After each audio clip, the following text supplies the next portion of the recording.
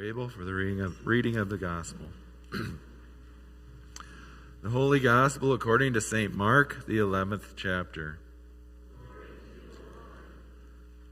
When they were approaching Jerusalem at Bethphage and Bethany near the Mount of Olives, Jesus sent two of his disciples and said to them, "Go into the village ahead of you, and immediately as you enter it, you will find tied there a colt that has never been ridden. Untie it and bring it. If anyone says to you, 'Why are you doing this?' just say this, 'The Lord needs it,' and will bring it back here immediately." They went away and found a colt tied near the door outside in the street. As they were untying it, some of the bystanders said to them, Why are you untying the colt?" They told them what Jesus said, and they allowed them to take it. Then they brought the colt to Jesus and laid their cloaks on it, and he sat on it. Many people spread their cloaks on the road, and others spread leafy branches that they had cut in the fields. Then those who went ahead and those who followed were shouting, "Hosanna! Blessed is the one who comes in the name of the Lord. Blessed is the coming King of our ancestor David. Hosanna in the highest heaven." Then Jesus entered Jerusalem and went into the temple. And when he had looked around at everything, it was already late. He went out to Bethany with the 12. The Gospel of the Lord. Praise to you, O Christ. You may be seated, and I will be with you momentarily.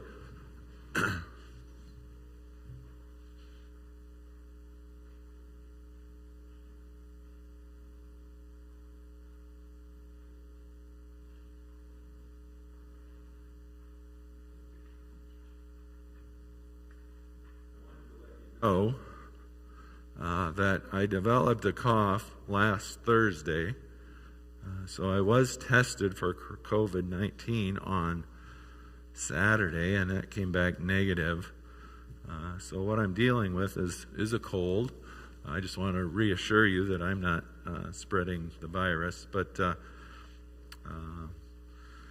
would just appreciate your prayers that I can get over this cold sooner rather than later. But I think I'll just keep my mask on this morning so that I'm not spreading my cold around to any of you.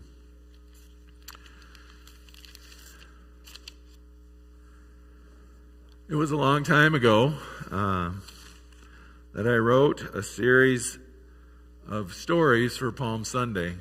These stories are based on the three different accounts that we have of Jesus' entry into Jerusalem from the Gospels.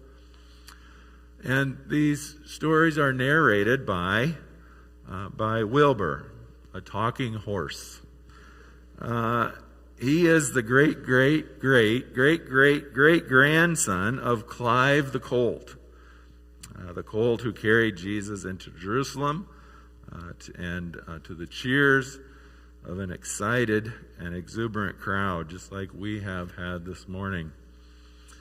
So I thought it'd be fun to dust off these stories for a new generation. So I just invite you to sit back, relax, and listen as the story unfolds. Good morning. My name is Wilbur, and Pastor Hop asked if I would join you this morning to share the story of my great-grandfather, Clive the Colt. I am delighted to be here with you today. My great-grandfather, Clive the Colt, is the colt that you read about today in the Gospel according to Mark. Grandpa Clive just knew that he was born for something great. Be a champion chariot racer in the Roman arena circuits, or to be a well-known, powerful war horse for a powerful Roman general, or perhaps even the emperor king himself. Day after day, Clive just stood around. He was tied to this tree or to that post, never ridden. not once. Just stood around. He couldn't understand. One day, a day that seemed like any other day, two men came and began to untie Clive the colt. They were strangers to him. His owner asked the strangers, "Why are you untying my colt?" The men simply said, "The Lord has need of it." The Lord. Did I hear that right? Clive wondered. The Lord? Clive's heart jumped. Clive thought. Then he knew. He knew this was his big break, his big moment. A Lord needed him. And Clive was ready. He was ready for the parades and the shows. He was ready for the races and the fans. He was ready even for war, if that's what it meant, if that's what he was called to do. The Lord needed him. The two men led Clive outside the city to the Mount of Olives, a place near Bethany. That's when the men called out, "Hey, Jesus, your ride is here." Jesus? Clyde had seen Jesus, and he had heard about him. He was a Jewish man, not Roman. He was a healer, a teacher, a spiritual man, but a Lord? Suddenly, a couple of cloaks, that's outer garments, that's what we called them back then. Outer garments were thrown over Grandpa Clive's back, and Jesus got on. Before getting on Clive's back, however, Jesus looked Clive in the eye and he winked at him. That's when Clive saw something in Jesus that he had never seen before. He knew there was something special about this Jesus. He truly was a Lord, a king. This was Clive's big break. People began to gather. Many people, many people. They laid their cloaks on the ground, along with leafy branches cut from the fields. It was as if Grandpa Clive was walking on clouds. The road was so soft instead of being so stony as it usually was. The people shouted, "Hosanna, blessed is the one who comes in the name of the Lord. Blessed is the coming kingdom of our ancestor David. Hosanna in the highest." Clive could feel the revolution coming. He would be Jesus' war horse. Everything was going great. Clive knew that Jesus would lead him to greatness, to stardom, a life of honor and praise. But then all at once things changed. As they arrived in Jerusalem at the temple, Jesus dismounted to talk to the people, and Clive was led away. He was led away by some men. He was separated from Jesus. Not only that, but he was led outside of the city to a hill, an ugly hill called Golgotha, which meant the skull. This isn't what Clive had expected at all or hoped for from Jesus. He had carried the Lord, the King, into the city. Why this? Why this separation? And now this job. Clive was given the worst job of all. Clive the colt became a pack horse. He was led to the foot of a cross, and as the dead bodies of criminals were taken down, Clive had to carry them to their common grave. It was awful. Clive was angry with Jesus. This isn't what he expected from King Jesus. He expected Jesus to take him with him to the front lines of the revolution, then to the palace and to the throne. And he expected to live in the royal stable. But Jesus had left him behind, abandoned him to this disgusting and disgraceful work. Clive decided right then and there that if he ever had the chance to carry Jesus again, he would buck him off right onto the ground. You know how Clive felt too, I'm sure. You've felt that way about Jesus, about King Jesus. You've wanted him to make you great. Or you've wanted him to fix something in your life. Or you've wanted a new bike or a new house or a new car. You've wanted King Jesus to fix your parents or your kids, your family or your marriage. You've wanted him to cure your cancer or that of a loved one, to help a friend that you couldn't. You've wanted Jesus to use his influence for your greatness, for great things that you care about.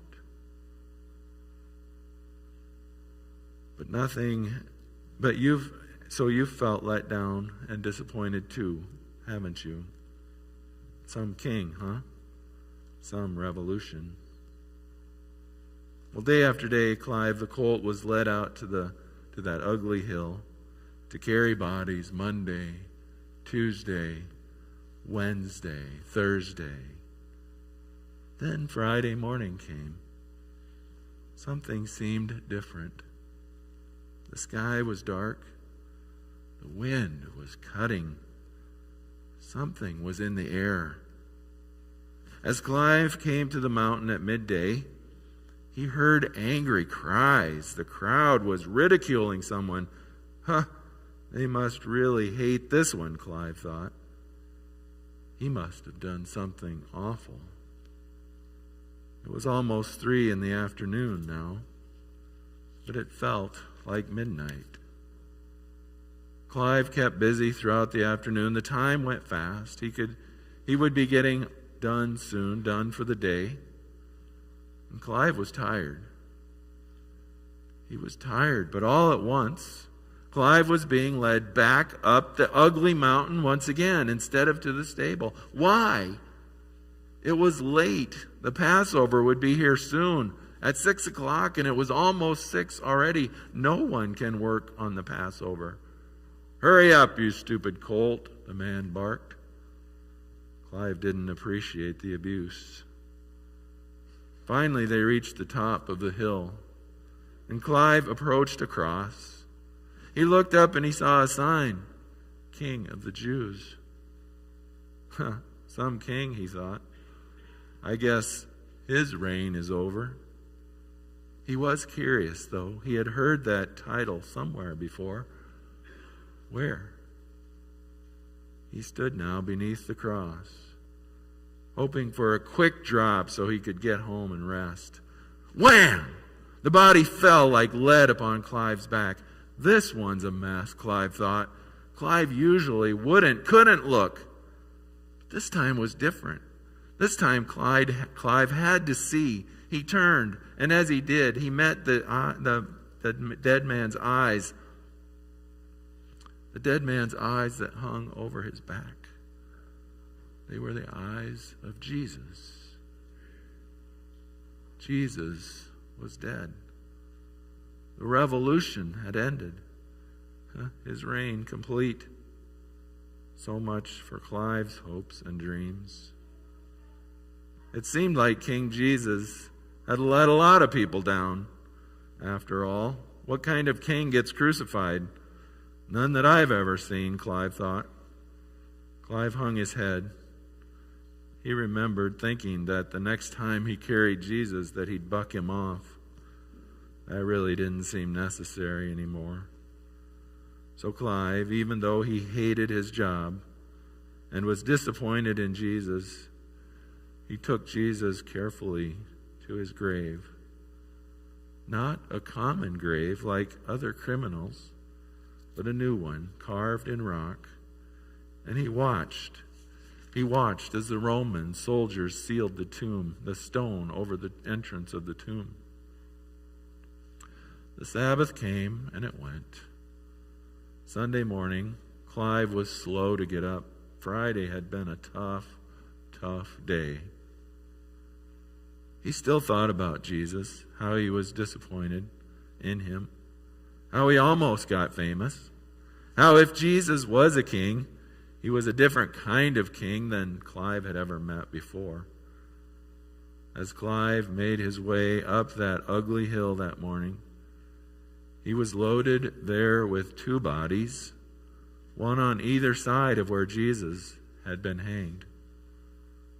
As he carried both men to their grave, he passed the tomb of Jesus. Something was wrong. Was something wrong with Clive's eyes? Was the tomb open? Clive stopped to blink, not once, but many times. Were his eyes deceiving him? Could it be? Could it be? Suddenly there was Jesus, alive. Clive's heart jumped. He knew it. He knew Jesus had been up to something big, something huge. Jesus had overcome death. King Jesus, a king like no other, had overcome death and the grave. And with a smile on his face, Clive knew that he had carried the Lord not once, but twice. And right then and there, Clive knew that this was never about him. It was always about Jesus and life and a new reign that is coming. Just then Jesus smiled and he winked at Clive. And then he whispered in one of his big ears. He whispered, "Thanks for the rides, Clive. Oh, and thanks for not bucking me off." Clive blushed. From that day forward, Clive never complained about his job again. Instead, he carried everybody as if he was carrying King Jesus himself. Now, you might be tempted to think this is the end. The end? No way. This.